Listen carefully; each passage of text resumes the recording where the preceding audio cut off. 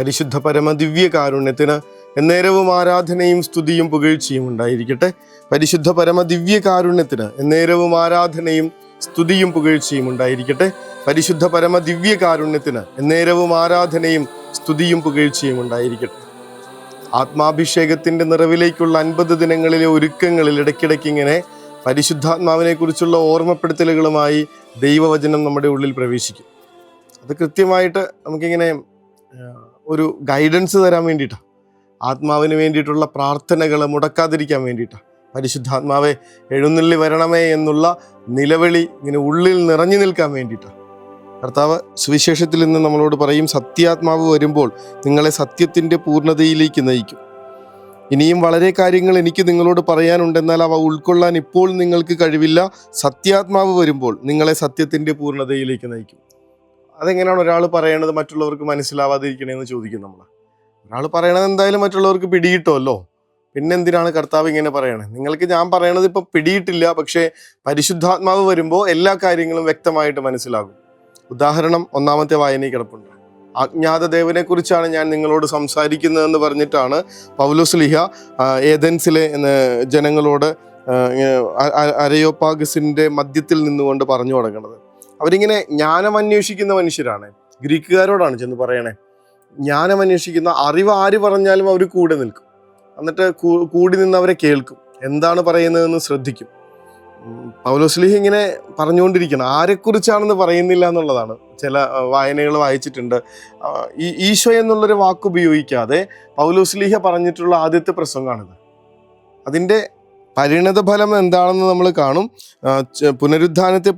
മരിച്ചവരുടെ പുനരുദ്ധാനത്തെ പറ്റി കേട്ടപ്പോൾ ചിലർ അവനെ പരിഹസിച്ചു.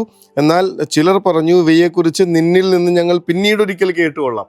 അട്ടർ ഫ്ലോപ്പ് എന്നൊക്കെ പറയുന്നത് പോലെ ആദ്യത്തെ ഒരു സുവിശേഷ പ്രഘോഷണം ഇങ്ങനെ തികഞ്ഞ പരാജയത്തിൽ അവസാനിക്കുന്നൊരു കാഴ്ച കാണും. കാരണം പൗലോസ്ലീഹ അവിടെ ക്രിസ്തു എന്നുള്ളൊരു വാക്ക് ഉപയോഗിക്കുന്നില്ല, ഈശോ എന്നുള്ളൊരു വാക്ക് ഒരാളെക്കുറിച്ച് അവിടെ പറയുന്നില്ല. ആള് പറയുന്നത് അതൊക്കെ തന്നെയാണെങ്കിലും ഈശോ എന്നുള്ള നാമം പറയാതെ അദ്ദേഹം പറയുന്നുണ്ട്, എന്തെന്നാൽ താൻ നിയോഗിച്ചിരിക്കുന്ന ഒരു മനുഷ്യൻ വഴി ലോകത്തെ മുഴുവൻ നീതിയോടെ വിധിക്കാൻ അവിടുന്ന് ഒരു ദിവസം നിശ്ചയിച്ചിരിക്കുന്നു. ആ മനുഷ്യനെ മരിച്ചവരിൽ നിന്ന് ഉയർപ്പിച്ചുകൊണ്ട് അവിടുന്ന് ഇതിന് ഉറപ്പ് നൽകിയിട്ടുണ്ട്. ഈശോ എന്നുള്ള വാക്ക് ഉപയോഗിക്കാതെ പൗലോസ്ലീഹ ഇങ്ങനെ പറഞ്ഞുകൊണ്ടിരിക്കുക. പക്ഷേ പറഞ്ഞില്ലേ, ആദ്യത്തെ ആ ഒരു വചന പ്രഘോഷണം ഇങ്ങനെ പരാജയത്തിലേക്ക് പോകുന്നത് കാണും. മറ്റൊരു കാരണം ഈശോ ഓർമ്മപ്പെടുത്തിയതാ, ആത്മാവ് വരാതെ, ആത്മാവിൻ്റെ നിറവില്ലാതെ ഈ പറയുന്ന കാര്യങ്ങളൊന്നും അവരുടെ ഉള്ളിലേക്ക് പ്രവേശിക്കാനായിട്ടിടയില്ല. എല്ലാ പ്രാർത്ഥനകൾക്കും മുൻപ് പരിശുദ്ധാത്മാവിൻ്റെ ഗാനം ആലപിച്ചുകൊണ്ട് നമ്മൾ ഇങ്ങനെ പാട്ടൊക്കെ പാടുന്നത് വെറുതെ ഒരു ഐസ് ബ്രേക്കിന് വേണ്ടിയിട്ടൊന്നുമല്ല. ആത്മാവിൻ്റെ അഭിഷേകം ഇങ്ങനെ നിറഞ്ഞു കിട്ടാൻ വേണ്ടിയിട്ടാണ്. ആത്മാവ് വരാതെ ഒരു കാര്യം പിടികിട്ടില്ല നമുക്ക്. പരിശുദ്ധാത്മാവെ എഴുന്നള്ളി വരണമേ, എൻ്റെ ബുദ്ധിയെയും ബോധത്തെയും പ്രകാശിപ്പിക്കണമേ എന്നുള്ള ചെറുപ്പത്തിലെ അമ്മ പഠിപ്പിച്ച പ്രാർത്ഥന ഇങ്ങനെ ഓരോ പരീക്ഷയ്ക്ക് മുൻപിൽ നമ്മൾ ആവർത്തിച്ച് ഏറ്റുചൊല്ലിക്കൊണ്ടതിൻ്റെ കാരണം അതാണ്. അത് വെറുതെ ആയിട്ടില്ല. ആത്മാവ് ഇറങ്ങി വരുന്ന നിമിഷങ്ങളിലാണ് ഇങ്ങനെ ബുദ്ധി തെളിയണേ, ശരിക്കും ബോധം ഉണ്ടാവണേ. പരിശുദ്ധാത്മാവ് ഇറങ്ങി വരട്ടെ. 2-ാം വത്തിക്കാൻ കൗൺസിൽ തുടങ്ങുന്നതിന് മുൻപായിട്ട് ജോൺ 23-ാമൻ പാപ്പ ലോകത്തിൽ ഒരു സഭയിൽ പോലും ഒരു മനുഷ്യനും വിചാരിച്ചിരുന്നില്ല അദ്ദേഹം 2-ാം വത്തിക്കാൻ കൗൺസിലിന് നടത്താൻ പ്രാപ്തനായിരിക്കുമെന്ന്. എങ്കിലും അദ്ദേഹത്തിൻ്റെ തുടക്കം ഇങ്ങനെയാണ്. വത്തിക്കാൻ്റെ വാതിലുകളൊക്കെ തുറന്നിട്ടുകൊണ്ട്, ജനൽ വാതിലുകളും ഒക്കെ തുറന്നിട്ടുകൊണ്ട് അദ്ദേഹം പ്രാർത്ഥിക്കുന്നുണ്ട്, പരിശുദ്ധാത്മാവെ എഴുന്നള്ളി വരണമേ, സ്വർഗത്തിൻ്റെ അഗ്നിയെ ഞങ്ങളിലേക്ക് വന്ന് നിറയണമേ. പിന്നെ നടന്നതൊന്നും ജോൺ 23-ാമൻ പാപ്പയുടെ കഴിവ് കൊണ്ടായിരുന്നില്ല, ആത്മാവിൻ്റെ ഗൈഡൻസ് ആയിരുന്നു. ഇപ്പോഴും ഈ 2-ാം വത്തിക്കാൻ കൗൺസിലിൽ എടുത്ത തീരുമാനങ്ങളാണ് പലതുകൊണ്ടും സഭയെ നയിച്ചുകൊണ്ടിരിക്കുന്നതെങ്കിൽ അറിയണം, അത് ആത്മാവിൻ്റെ വെളിപ്പെടുത്തലുകളായിരുന്നു.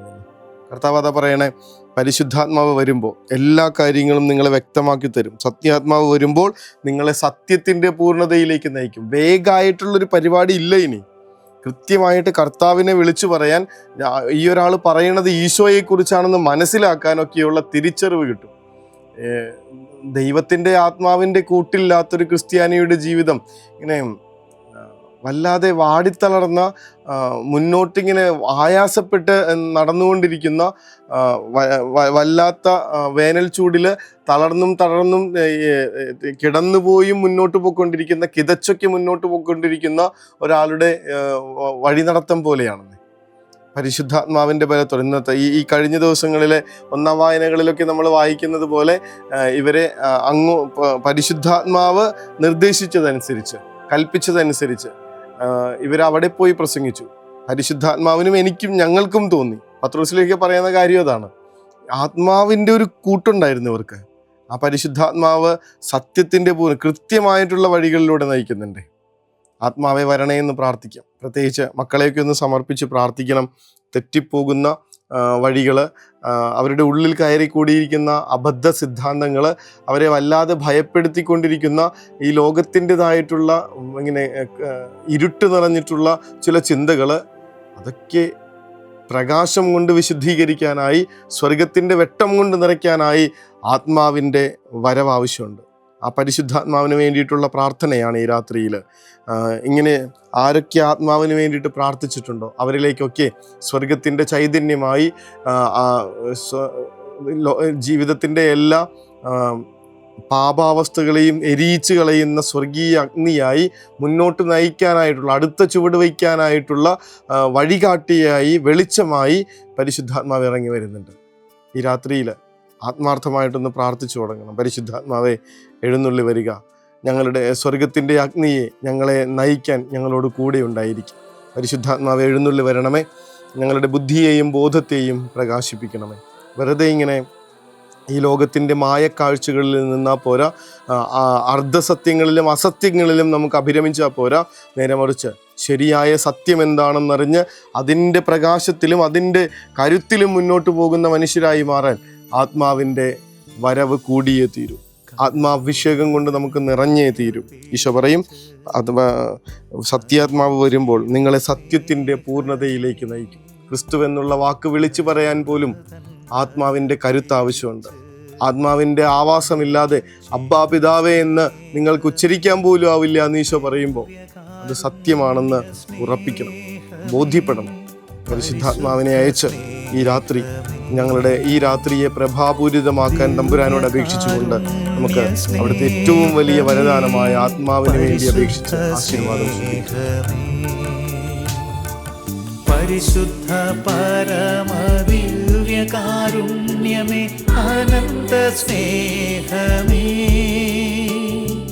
പരിശുദ്ധ പരമദിവ്യകാരുണ്യമേ, അനന്ത സ്നേഹമേ.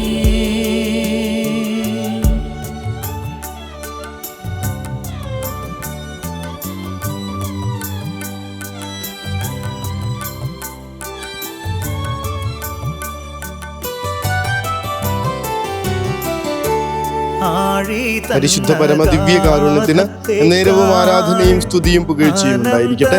പരിശുദ്ധ പരമ ദിവ്യകാരുണ്യത്തിന് നേരവും ആരാധനയും സ്തുതിയും പുകഴ്ചയും ഉണ്ടായിരിക്കട്ടെ. പരിശുദ്ധ പരമ ദിവ്യകാരുണ്യത്തിന് നേരവും ആരാധനയും സ്തുതിയും പുകഴ്ചയും ഉണ്ടായിരിക്കട്ടെ. സത്യത്തിൻ്റെ ആത്മാവെ, ഈ രാത്രിയിൽ എൻ്റെ ഹൃദയത്തെ സ്വർഗീയ സത്യങ്ങൾ കൊണ്ട് നിറയ്ക്കാൻ മനസ്സാകണമേ. മന്ദീഭവിച്ചിരിക്കുന്ന എൻ്റെ ജീവിതത്തെ സ്വർഗത്തിൻ്റെ സത്യത്തിൻ്റെ പ്രഭയാൽ ഉജ്ജ്വലിപ്പിക്കാൻ കൃപയുണ്ടാകണമേ. വെറും പ്രാർത്ഥനയല്ല, ഇങ്ങനെ നമുക്ക് മന്ദീഭവിച്ചവരായി ജീവിച്ചാൽ പോരെന്നേ. സത്യമറിയാതെ എത്ര കാലം നമ്മളിങ്ങനെ ഇരുട്ടിൽ തപ്പും. ആത്മാവ് ഇറങ്ങി വരട്ടെ, പ്രകാശിപ്പിക്കട്ടെ. അതിനുള്ള വലിയ കൃപയുടെ രാത്രിയായിരിക്കട്ടെ ഇത്. ഈശോ അനുഗ്രഹിക്കട്ടെ. കരുണ തൻ കയർ പിടിച്ച് നയിച്ചിടും സ്നേഹമേ, ദിവ്യകാരുണ്യ സ്നേഹമേ, പരിശുദ്ധ സ്നേഹമേ, പരിശുദ്ധ പരമദിവ്യകാരുണ്യമേ, അനന്ത സ്നേഹമേ, പരിശുദ്ധ പരമദിവ്യകാരുണ്യമേ, അനന്ത സ്നേഹമേ.